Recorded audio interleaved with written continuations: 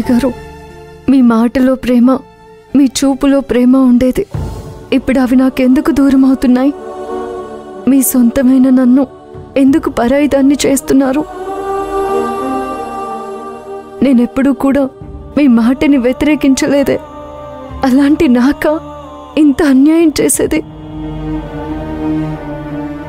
నేను మీకేం ద్రోహం చేశానని నేనుండగానే మీరు రెండో పెళ్లి చేసుకోవాల్సిన అవసరం వచ్చింది. ఎదురుగా ఉన్న సిరితో నేను మీ భార్యనన్న విషయం చెప్పలేను. నాకు మీ మీదున్న ప్రేమ మిమ్మల్ని కష్టపెట్టకూడదని, కష్టాలు పాలు చేయకూడదని చెప్తోంది. సత్య గారు, నేనెవరిని? నాకు ఈ ఇంటికి ఉన్న సంబంధం ఏమిటి అని సిరి అడిగితే నేనేం చెప్పాలో తెలియని అయోమయ పరిస్థితిలో ఉండిపోవాల్సి వస్తుంది.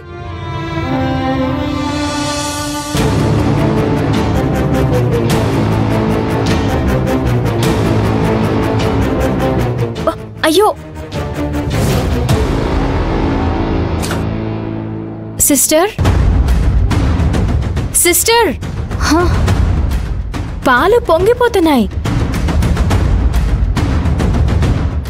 అయ్యో, ఏంటి సిస్టర్, పక్కనే ఉండి కూడా పాలు పొంగిపోతుంటే మీరసలు చూడలేదంటే మీ మనసు ఇక్కడ లేదని, మీ ఆలోచనలు ఎక్కడ ఉన్నాయని నాకు అర్థమవుతుంది. అదేం లేదు. లేకపోవడం ఏంటి? పాలు నేలపాలవుతున్నా మీరు పట్టనట్టే ఉన్నారంటే మీరు చాలా ముఖ్యమైన విషయం గురించే ఆలోచిస్తున్నారని అర్థమవుతుంది. ఏంటి సిస్టర్, మీ ఆయన గురించి ఆలోచిస్తున్నారా? అవును, మా వారి గురించి ఆలోచిస్తున్నాను. అంత కరెక్ట్గా ఎలా గెస్ చేసిందబ్బా? ఏంటి సిస్టర్ మాట్లాడవు? మీ వారు గుర్తుకొచ్చారు కదా? రెండో పెళ్లి చేసుకున్నాడు అని చెప్పిన నువ్వు అలాంటి వ్యక్తిని మర్చిపోవాలి కానీ పదే పదే తలుచుకుంటూ అసలు నువ్వు బాధపడడం కరెక్టేనా? బాధ పెట్టిన మనిషిని, బాగు చేసిన మనిషిని ఎవరైనా సరే గుర్తుపెట్టుకోవడం సహజమే కదా? సహజమే, కానీ బాధపడుతూ ఎంతకాలమని ఇలా ఒంటరిగా ఆలోచిస్తూ ఉంటావు? అంటే ఏముంది సిస్టర్, ఈ ఇల్లు, ఈ ఇంట్లో మనుషులు నీకు అండగా ఇంతకాలం ఉన్నారు కాబట్టి నువ్వు ధైర్యంగా, తప్పు చేయకుండా నిబ్బరంగా ఉన్నావని అనుకుంటున్నాను.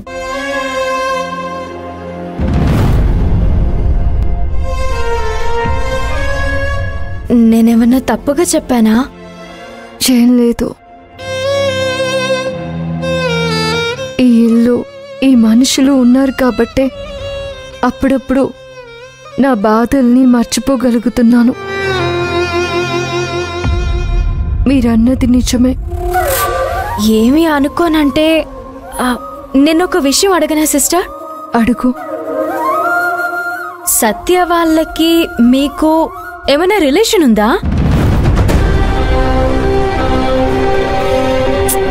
అంటే నా ఉద్దేశం, మీకు సత్య వాళ్ళకి ఏమన్నా బంధుత్వం ఉందా?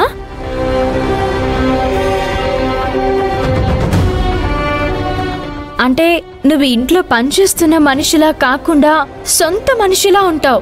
అది నాకు నచ్చింది.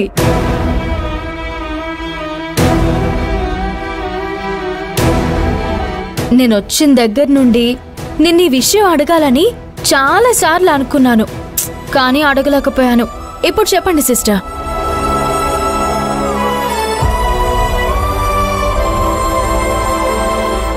వంట రూమ్ దగ్గర నుండి ఇల్లంతా మీకు అప్పచెప్పి ఈ ఇంట్లో ఇంత స్వేచ్ఛ ఇచ్చారంటే మీరు పరాయి వాళ్ళు కారని నాకు అర్థమవుతుంది. చెప్పండి సిస్టర్, వీళ్ళకి మీకు ఎలాంటి సంబంధం ఉంది?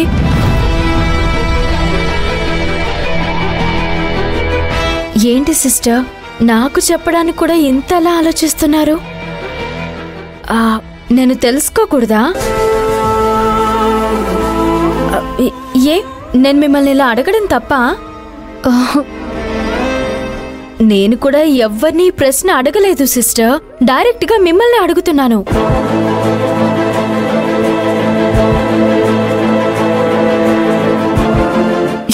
ఒకరోజు ఇలాంటి ప్రశ్న ఎదురవుతుందని నా మనసు నన్ను హెచ్చరిస్తూనే ఉంది.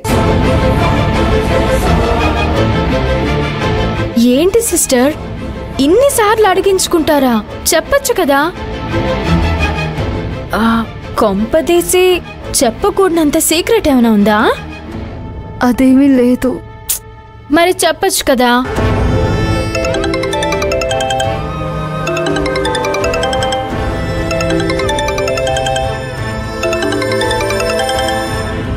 ఒక్క నిమిషం. సరే.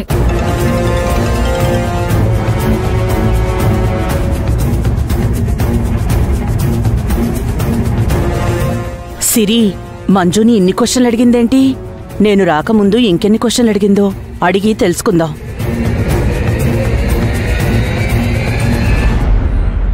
ఏంటమ్మా, ఇప్పటివరకు ఆ కాకిపిల్లుండేది కదా? ఫోన్ వస్తే పక్కకెళ్ళింది అత్తయ్య. ఆహా, ఆ కాకిపిల్ల ఏముంటుందేంటి? మంజుకి ఇంటికి ఏంటి సంబంధం అని అడిగాను. సమాధానం ఏం చెప్పింది? ఏం చెప్పలేదు అత్తయ్య. మనింట్లో పిల్లలా కలిసిపోతుంది కదా, అందుకే చెప్పలేకపోయుంటుంది. కానీ నాకు అలా అనిపించలేదు అత్తయ్య. అదేదో పెద్ద రహస్యం అన్నట్టు చెప్పకుండా వెళ్ళిపోయింది. రహస్యం అన్నట్టు చెప్పకుండా వెళ్ళిపోయిందా? అంటే ఇండైరెక్ట్ గా నేనెవరో, ఈ ఇంటికి నాకు ఏం సంబంధం ఉందో నువ్వే తెలుసుకో సిరి అన్నట్టు సమాధానం ఇస్తుందా ఏంటి? ఒకవేళ ఆ కాకి పిల్ల గనక నిజం చెప్పిందంటే అమ్మో, దీనికి చెక్ పెట్టాలి.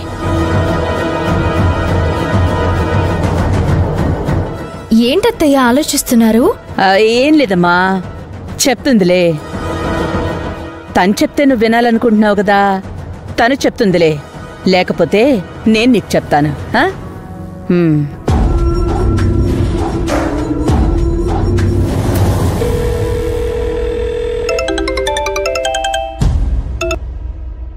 హలో మంజు, చెప్పండి మేడం. నిన్నటి నుంచి నీ ఫోన్ కలవట్లేదు. నేను ఊర్లో లేను మేడం. వెళ్ళిన చోట signals problem. Court petition time అయిపోతోంది. జడ్జి గారికి మీ గురించి ఏదో ఒక రిపోర్ట్ సబ్మిట్ చేయాలి. నిజానికి నేను ఏ రిపోర్ట్ సబ్మిట్ చేస్తానో నీకు తెలుసు. అయినా ఆఖరిసారి అడుగుతున్నాను, జడ్జి గారికి పాజిటివ్ రిపోర్ట్ సబ్మిట్ చేయనా లేకపోతే నెగటివ్ రిపోర్ట్ సబ్మిట్ చేయనా? చెప్పవేంటి మంజు? సత్యను కావాలనుకుంటున్నావా కాలదనుకుంటున్నావా? సత్య గారిని అడిగారా? ముందు నిన్నడిగాక ఆ తర్వాత సత్యను అడుగుదామనుకుంటున్నాను. ముందు ఆయన్నే అడగండి మేడం. ఏ, ఫస్ట్ నువ్వు చెప్పకూడదా? క్షమించండి మేడం, పర్సనల్ పని మీద ఉన్నాను. మళ్ళీ కాల్ చేస్తాను.